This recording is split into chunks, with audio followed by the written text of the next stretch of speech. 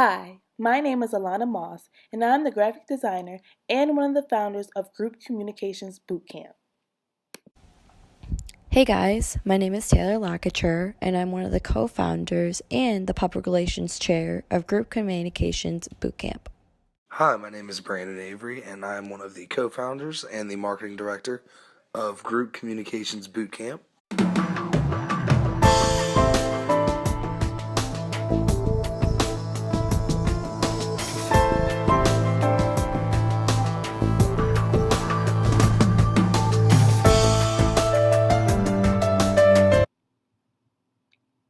Hi guys, it's me, Alana again, your graphic designer. I'm so glad you took the time out to hear me and my amazing team tell you about Group Communication Bootcamp. Each one of my team members are going to walk you, our potential buyers, step by step on how this amazing product is going to change the way your group communicates. First, I'll be introducing the feature of verbal and nonverbal communication in groups. So let's first talk about what exactly is verbal and nonverbal communication and how does they even relate to group communication at all. Verbal communication is the way you use words and language which are used to generate meanings. This could be face to face, over the phone, or even through email. But the big picture is there is some form of language being exchanged. On the other hand, nonverbal communication is the use of message components other than words that are used to generate meaning. Without nonverbal communication, it can be extremely hard to interpret through verbal communication. This shows the emotional feeling during communication, such as the tone in your voice, your eye contact, and even your physical space. So now, the fun part. How in the world is making verbal and nonverbal communication stronger going to help you and your group? Well, I'm about to tell you. In groups, it is very important to have a balance between verbal and nonverbal communication so information does not get misinterpreted. Nonverbal behavior is very prone to be misinterpreted, but group members rely on this nonverbal behavior to understand how you're feeling about the message that you're trying to generate. This is why it is so important to make sure the team knows the difference between the two. In this feature of the app, we have a series of videos that your team will have to watch. It will be scenes of groups working on different projects and how they communicate verbally and non-verbally. After watching the videos, your team will then have to identify who used really good non-verbal and verbal communication and who did not. Once determining who did not and who did, they will then have to describe in detail what made the verbal and nonverbal communication wrong and the appropriate ways to fix it. This section has to be 100% before your team can be able to move on to the next section of the app. Once you've mastered this, your team will then be one step closer to becoming a stronger and more cohesive group.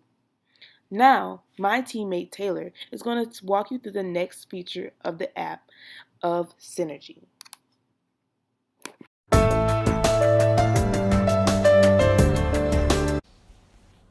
Hey guys, I'm Taylor Lockature, co-founder of Group Communication Bootcamp. Today I would like to talk to you about creating cohesion to optimize production and overall team synergy.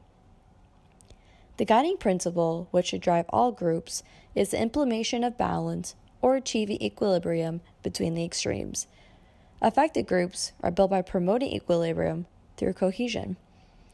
So what is cohesion? Cohesion is a mutual attraction and teamwork that holds the members of a group together.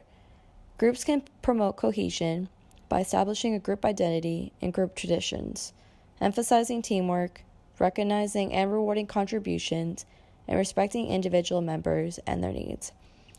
Can you develop or create cohesion on a team? Yes, you can. Through the software we have developed, you can match each person's individual strengths to create an optimal team built to cohesive in production. So what are the do's of creating cohesion? The most cohesive and successful teams possess a broad grouping of strengths. For example, A blending of team roles, such as a coordinator, a shaper, innovator, resource investigator, monitor evaluators, implementers, and team workers. Instead of one dominant leader, contributions from all team members are more productive, and they also create cohesion. The big 5 personality types should be considered on all cohesive teams: extroversion, agreeableness, emotional stability, and openness to experience.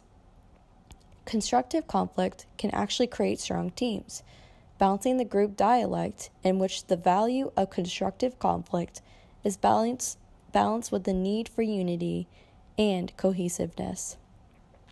Cohesive teams have a clear goal that is elevated with specific challenges.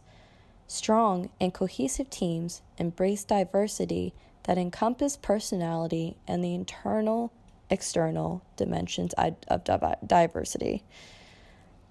Look for team members who are high in the C factor. Teams are better when they are sensitive to feelings, provide equal participation, and include women. So what are the do's of not creating cohesion? Do not create teams who are similar personality types. For example, a team with all extroverts or introverts will not be normally cohesive. Another do's is avoid groupthink, which can be done by balancing team strengths between sensors and feelers and judgers and perceivers. Avoid team members who exhibit disruptive behaviors and hidden agendas, such as a dominator, obstructionist, or egoist.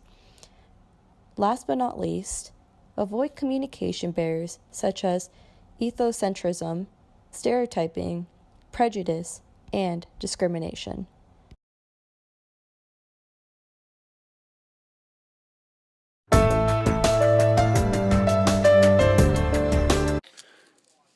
Now, you might be wondering why this type of assessment and these quizzes are beneficial for you and your group.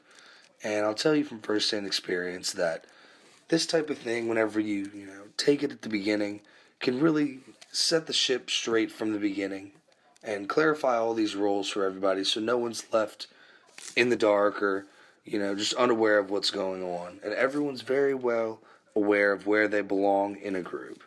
Not only that, but these types of assessments can also make sure that the affection needs, the inclusion needs, and the control needs of everyone in your group are met adequately.